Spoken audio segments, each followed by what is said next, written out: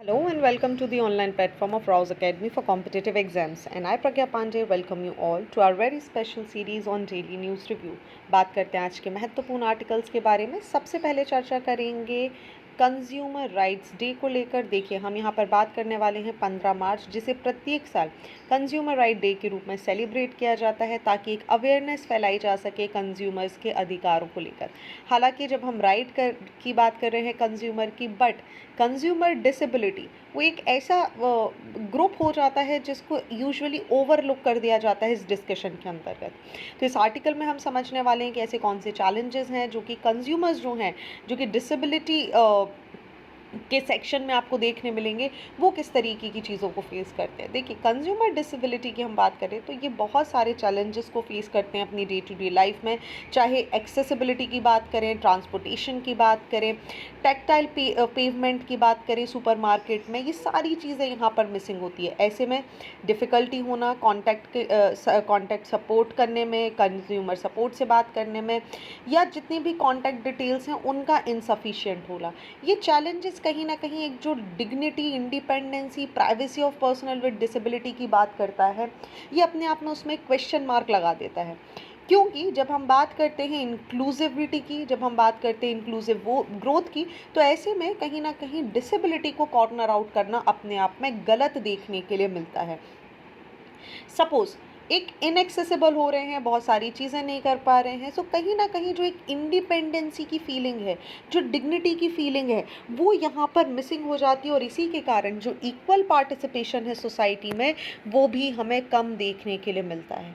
सो responsibility हमें लेनी होगी, एक कैपेसिटी बिल्डिंग करनी होगी, चेंजेस लाने होंगे। बिजनेस यहाँ पर बहुत इंपॉर्टेंट रोल प्ले कर सकते हैं। ऐसे इंफ्रास्ट्रक्चर को बनाना होगा जो कि डिसेबिलिटी फ्रेंडली हो। बहुत सारे businesses do not receive persons with disability as their target consumer. और कहीं ना कहीं जो डिज़ाइनिंग की जाती है, जो सुपरमार्केट को डिज़ाइन किया जाता है, वो इस तरीके से किया जाता है कि वो केवल और केवल मेन स्ट्रीम कंज्यूमर को ध्यान में रखे, ना कि डिसेबल व्यक्ति को। However, if we will consider the person with disability, they make a significant portion of the population। India में अगर हम बात करें तो 5 से 8% प्रपोर्शन हमें देखने के लिए मिलेगा। ऐसे में बिजनेसेस के पास अपॉर्चुनिटी है कि वो यहाँ पर अपने प्रोस्पेक्टिव को बढ़ाएं और ऐसे कंज्यूमर तक पहुँचने की कोशिश करें जिसको बिल्कुल भी टारगेट नहीं किया जा रहा है। इनफैक्ट गवर्नमेंट भी बहुत ही क्रूशल रोल प्ले कर रही है, जहां पर हम जो गैप है मेन कंज्यूमर के बीच में और डिसेबल कंज्यूमर के बीच में, उसको दूर करने की बात करें। फॉर इंस्टेंस, अगर हम food safety and standard authority of India के हिसाब से बात करें तो इन्होंने एक एडवाइजरी रिलीज़ करी थी 2023 में, जहां पर जितने भी फूड प्रोडक्ट्स हैं उन सभी में एक QR कोड होना ज़रूरी है जो कि प्रोडक्ट की इंफॉर्मेशन देगा, सो दैट जो भी व्यक्ति, जो भी पर्सन्स विद डिसेबिलिटी हैं, they can scan that and either they can hear that information or they can read it। ये स्टेप्स कहीं ना कहीं जो विजुअल इम्पेयर व्यक्ति हैं उनके लिए क्रूशियल इंफॉर्मेशन प्रोवाइड कर रहा है, so that they can choose their product independently.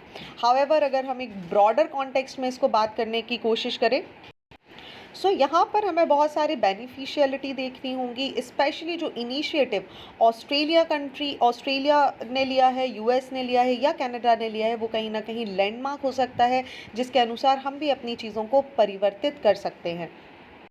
अगर हम लीगल सेफगार्ड्स को समझने की कोशिश करें कि पर्सन्स विद डिसेबिलिटी कौन से लीगल सेफगार्ड्स को यहाँ पर एंजॉय करते हैं, तो आपको याद होगा right of persons with disability act, जिसमें परिवर्तन किए गए थे 2016 में।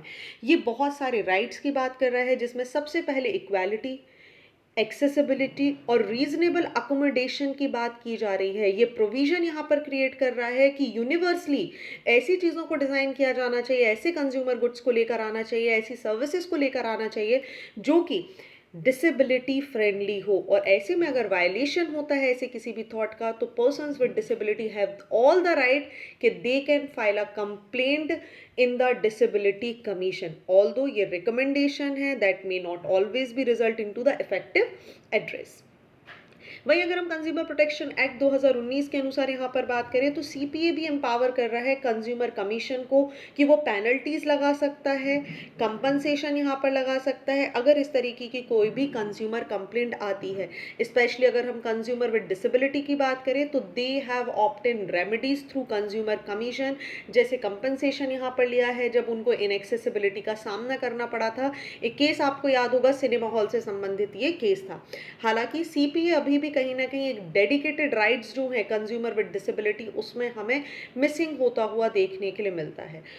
कहीं ना कहीं जो हमारे लीगल फ्रेमवर्क हैं, जो हमारा सीपीए है, उसको अलाइन करना होगा आरपीडब्ल्यूए के साथ, ताकि जो एक होलिस्टिक अप्रोच है, जो एक होलिस्टिक डेवलपमेंट है, उसको यहाँ पर इंश्योर किया जा सके और एक इफेक्टिव प्रोटेक्शन मेजरमेंट लिए जा सके कंज्यूमर विद डिसेबिलिटी को लेकर।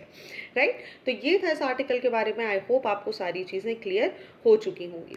Moving on to the next article of the day, बात करते हैं रिफॉर्म्स जिनकी आवश्यकता है वोटिंग प्रोसेस में। देखिए, सुप्रीम कोर्ट ने डिसाइड किया है कि वो पिटिशन सुनेंगे 100% cross verification of VVPAT which is the voter verifiable paper audit trail slip with the vote count as per electronic voting machines which is the EVM. समझते हैं वोटिंग प्रोसेस की इतिहास क्या रहा है और इसके बाद हम समझेंगे ईवीएम का एवोल्यूशन और बाकी सारी चीज़ें। देखिए, पहले तो जनरल इलेक्शन 1952-1957 की बात करें तो एक सेपरेट बॉक्स यहाँ पर प्लेस किया जाता था प्रत्येक कैंडिडेट के लिए उनके इलेक्शन सिंबल के साथ। वोटर के पास ऑप्शन होता था कि वो यहाँ पर एक ब्लैंक बैलेट पेपर यहाँ पर ड्रॉप कर सकते थे into the box of the candidate whom they wanted to vote for। Thereafter क्या होना शुरू हुआ, from the third election itself अगर हम बात करें तो बैलेट पेपर जिस पे कैंडिडेट का नाम होगा और उसका सिंबल होगा उसको इंट्रोड्यूस किया गया with voters putting a stamp on the candidate of their choice, और इसके बाद इसे बॉक्स में डाला जाने लगा। लेटर ऑन ईवीएम को इंट्रोड्यूस किया गया 1982 में on a trial basis in the assembly constituency of the Paravur. आपको याद होगा केरला की हम यहाँ पर बात कर रहे हैं। यहाँ पर डिप्लॉय किया गया जितने भी बूथ्स थे, असेंबली इलेक्शंस थे तमिलनाडु, केरला, पुडुचेरी, वेस्ट बंगाल फिर 2001 में। और लेटर ऑन आप देखेंगे सुप्रीम कोर्ट ने बहुत सारे जजमेंट में बात करी कि कहीं ना कहीं जो ईवीएम है ये सुरक्षा की बात कर रहा है, एक तरीके से वोटर ट्रांसपेरेंसी हमें देखने मिल रही है। Later on in 2004 general election to the Lok Sabha की अगर हम बात करें तो ईवीएम को पहली बार 543 कॉन्स्टिट्यूएंसी में एक साथ यहां पर लेकर आया गया। Subramanian Swamy versus election commission of India 2013 में सुप्रीम कोर्ट ने ये रूल भी किया कि जो पेपर ट्रेल है is an indispensable requirement for free and fair election, और 2019 में इलेक्शन को यहाँ पर ईवीएम के तहत किया गया with 100% VVPAT in all the constituencies. Right, now we have to understand कि इंटरनेशनल लेवल पर क्या प्रैक्टिस की जाती है। तो देखिए, बहुत सारी वेस्टर्न डेमोक्रेटिक कंट्रीज की बात करें तो अभी भी ये पेपर बैलेट का इस्तेमाल करती हैं फॉर देयर इलेक्शन। आप इंग्लैंड की बात कर लीजिए, फ्रांस की बात कर लीजिए, नीदरलैंड की बात कर लीजिए, यूएस की बात कर लीजिए, they have discontinued the use of EVM on the national or federal election after trials in the last 2 decades। Same अगर हम जर्मनी की बात करें तो जर्मनी के जो सुप्रीम कोर्ट है उन्होंने डिक्लेयर कर दिया था कि जो यूज़ है ईवीएम का इलेक्शन में वो अनकॉन्स्टिट्यूशनल है। कुछ दूसरी कंट्रीज जैसे ब्राज़ील की बात करें तो they use EVM for their election. हमारे कुछ नेबर्स की भी बात करें पाकिस्तान की तो they do not use EVM. Bangladesh की बात करें तो उन्होंने एक्सपेरिमेंट किया कुछ कॉन्स्टिट्यूंसी में, लेकिन बाद में उन्होंने इसको रिवर्स कर दिया and again they choose the paper ballot option in the general election of 2024। सो आप अगर हमारे नियर बाय एरिया में देखने की कोशिश करेंगे, वेस्टर्न डेमोक्रेटिक कंट्रीज की भी बात करेंगे, तो आप एक चीज़ कॉमन यहाँ नोटिस करेंगे विच इज़ कि ईवीएम का इस्तेमाल उस लेवल पर नहीं हो रहा जैसे हम इंडिया में यहाँ पर कर रहे हैं। वेस्टर्न कंट्रीज जो कि सक्सेसफुल कंट्रीज भी मानी जा रही हैं, इंग्लैंड है, फ्रांस है, नीदरलैंड है, यूएसए है, यहाँ पर डिसकंटिन्यू कर दिया गया है ईवीएम को। सेम गोज विद जर्मनी की अगर हम बात कर लें तो कहीं ना कहीं जो ईवीएम का कॉन्सेप्ट है ये आपको देखने के लिए नहीं मिलेगा। चूँकि जब हम ईवीएम की बात करते हैं तो एक चीज़ समझने की कोशिश करना है, एक सिग्निफिकेंट बेनिफिट हमें इलेक्टोरल प्रोसेस में देखने मिलता है। पहला, ईवीएम एक वर्चुअली इरेडिकेट कर देता है बूथ कैप्चरिंग वाले कॉन्सेप्ट को, ठीक है, जिसकी वजह से बार बार वोट कास्ट करवाना या प्रॉब्लम्स होना ये ख़त्म हो जाता है। दूसरी चीज़ की अगर हम बात करें, जितनी भी इनवैलिड वोट्स होते हैं, they were a bane of paper ballots and also a bone of contention during the counting process, उसको भी यहाँ पर एलिमिनेट कर दिया जाता है ईवीएम के थ्रू। तीसरे बेनिफिट की बात करें तो considering, if we considering the size of our electorate which is close to 1 billion, जो यूज़ है ईवीएम का ये इको फ्रेंडली हो जाता है, क्योंकि इसकी वजह से पेपर कंजम्पशन कम होता है और कहीं ना कहीं हम एक एडमिनिस्ट्रेटिव कंट्रोवर्सीज जो हैं, एडमिनिस्ट्रेटिव कन्वीनियंस की भी अगर हम बात करें कि पोलिंग ऑफिसर्स के लिए कन्वीनियंस हो जाता है कि उनको आराम से यहाँ पर मशीन को सिक्योर करना है, rather than error free trials यहाँ पर हो जाती हैं, एरर फ्री काउंटिंग यहाँ पर हो जाती हैं। तो ये सारी चीज़ें कहीं ना कहीं आप देखेंगे ईवीएम के लिए बेनिफिट भी हमें देखने के लिए मिलता है। यही मैकेनिज्म की अगर हम बात करें तो ये इंटीग्रिटी क्रिएट करता है ईवीएम और वीवीपैट प्रोसेस की। ये इंक्लूड करता है random allocation of EVM to the booth, क्योंकि डिसाइडेड नहीं है, अचानक से यहाँ पर डिसाइड किया जाता है, रैंडम यहाँ पर डिस्ट्रीब्यूट कर दिया जाता है। एक मोर डिस्प्ले यहाँ पर आपको देखने मिलेगा। वीवीपैट को भी यहाँ पर देखा जाता है ये क्रॉस वेरीफाई करने के लिए कि वेदर जितना भी डेटा है ये सही है या फिर नहीं है। बट स्टिल बहुत सारे डाउट्स हमें देखने मिलते हैं with the functioning of the EVM by various political parties and the civil society activist from time to time, जहाँ पर बात की जाती है कि सिंस ईवीएम कहीं ना कहीं इलेक्ट्रॉनिक डिवाइसेस की तरह हैं तो इनको आसानी से हैक किया जा सकता है। ईसीआई की अगर हम बात करें तो ECI has time and again clarified that it is a standalone device like a calculator with no connectivity to any external devices. So यहाँ पर ECI बार बार बताता है कि इसको हैक करना पॉसिबल नहीं है। सैम्पल साइज की बात करें तो उनको मैच किया जाता है ईवीएम काउंट के साथ, वीवीपैट स्लिप्स को यहाँ पर काउंट किया जाता है, रैंडम्स इनको चूज़ किया जाता है ताकि देखा जा सके सारी चीज़ें सही हैं या फिर नहीं हैं। ट्रांसपेरेंट डेमोक्रेसी की जब हम बात करते हैं तो देखिए प्रत्येक सिटीजन के पास अधिकार होता है कि उसने किसको वोट दिया है वो सही व्यक्ति के पास जाए, गलत तरीके से ना हो। ऐसे में 100% जो यूज़ है वीवीपैट का ये कहीं ना कहीं एनेबल कर रहा है वोटर्स को ये वेरीफाई करने के लिए कि उनका वोट रिकॉर्ड हुआ है, कास्ट हुआ है। However few additional step need to be adopted, हमें 100% मैच करना होगा ईवीएम काउंट का विद वीवीपैट स्लिप, ताकि जितने भी यहाँ पर डाउट्स हैं एक वो ख़त्म हो सके, एक फेयर एंड फ्री इलेक्शन की बात भी हमारे सामने आ सके। तो ये सारी चीज़ वीवीपैट को लेकर हमें बार बार न्यूज़ में देखने मिलती है। ये पूरा मैकेनिज्म था जनरल इलेक्शन से लेके बाकी कंट्रीज़ के बीच में। आई थिंक यहाँ तक आपको सारी चीज़ें क्लियर हो चुकी होंगी। चलिए moving on to the next article of the day, बात करते हैं रिजर्व बैंक ऑफ इंडिया की, जहां पर इन्होंने अलाउ कर दिया है, अप्रूवल दे दिया है फॉरेन इंस्टीट्यूशनल इन्वेस्टर को, ताकि यहां पर जितनी भी इंश्योरेंस कंपनी है, पेंशन फंड है, सॉवरेन वेल्थ फंड है, to invest in India sovereign green bonds. ये बॉन्ड्स कहीं ना कहीं एक तरीके का फॉर्म है गवर्नमेंट डेप्ट का, स्पेसिफिकली जिनका अलॉकेट किया जाता है to finance project aimed at accelerating India's transition to low carbon economy. देखिए ये मूव कहीं ना कहीं एक्सपांड कर रहा है हमारे कैपिटल पूल अवेलेबल को, जो फंड्स हैं इंडिया के पास, जो इंडिया का एम्बिशियस गोल है कि नेट ज़ीरो एमिशन हमें करना है 2070 तक। जो हमारे प्राइम मिनिस्टर की अगर हम बात करें तो उन्होंने COP26 ग्लासगो 2021 में ये बात यहाँ पर बोली थी। ये गोल कहीं ना कहीं इंक्लूड करते हैं कि इंडिया का जो एनर्जी है वो नॉन फॉसिल फ्यूल से आए, ताकि कार्बन इंटेंसिटी और नेशनल इकोनॉमी की अगर हम बात करें तो उसको इन्हेंस किया जा सके with net zero carbon emission, right. ऐसे में समझना होगा हमें सॉवरेन ग्रीन बॉन्ड्स के बारे में। तो आरबीआई प्रीवियसली भी इशू कर चुका है SGBs worth of ₹16,000 crore in 2 tranches in January and February of the previous year.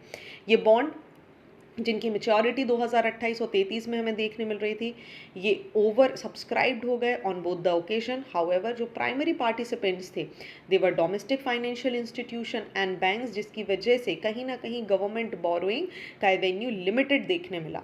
Additionally ये जो ग्रीन गवर्नमेंट सिक्योरिटीज़ थी, जिन्हें हम GSEC के नाम से भी जानते हैं, इनको क्लासीफाई कर दिया गया under the SLR which is the statutory liquid ratio further restricting their accessibility. ऐसे में ग्रीन इन्वेस्टमेंट को बढ़ाने के लिए SGRBs टिपिकली जो कि लोअर इंटरेस्ट रेट रखते हैं compare to the conventional G-Secs result in what is termed as the ग्रीनियम।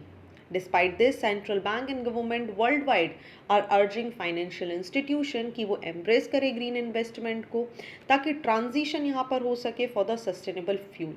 Climate finance experts की अगर हम बात करें तो उन्होंने allow किया FII को कि वो invest कर सकता है इंडिया के green sec में ताकि एक benefit हो सके, साथ ही एक diversification हमें यहाँ पर देखने के लिए मिल सके। ये मूव कहीं ना कहीं अपॉर्चुनिटी क्रिएट कर रहा है इंडिया के लिए, इंडिया के ग्रीन G-Sec मार्केट को लेकर, जिसके अंतर्गत ग्रीन क्रेडेंशियल्स यहाँ पर बढ़ सकते हैं। स्पेशली जब इस तरीके के इन्वेस्टमेंट आते हैं तो हमारा होम मार्केट भी ग्रो करता है। इंडिया सक्सेसफुली यहाँ पर इम्प्लीमेंट कर चुका है सोवरेन ग्रीन बॉन्ड फ्रेमवर्क को 2022 में, and now there is a concern कि कहीं ना कहीं ग्रीन वॉशिंग का क्या इम्पैक्ट हमें देखने के लिए मिलेगा। ऑलराइट, तो ये 2-3 चीज़ें हैं जो आपको पता होना चाहिए। मैं आपको बता देती हूँ ग्रीन वॉशिंग क्या होता है। तो ग्रीन वॉशिंग एक डिसेप्टिव मार्केट प्रैक्टिस है जहाँ कंपनी, ऑर्गेनाइजेशन या एंटिटी फॉल्सली क्लेम करती है कि वो एनवायरनमेंट फ्रेंडली है और वो सस्टेनेबल प्रैक्टिसेस में जुड़े हुए हैं और लोगों को अपील करते हैं कि ठीक है आप आइए और हमारी चीज़ों को चूज़ करिए।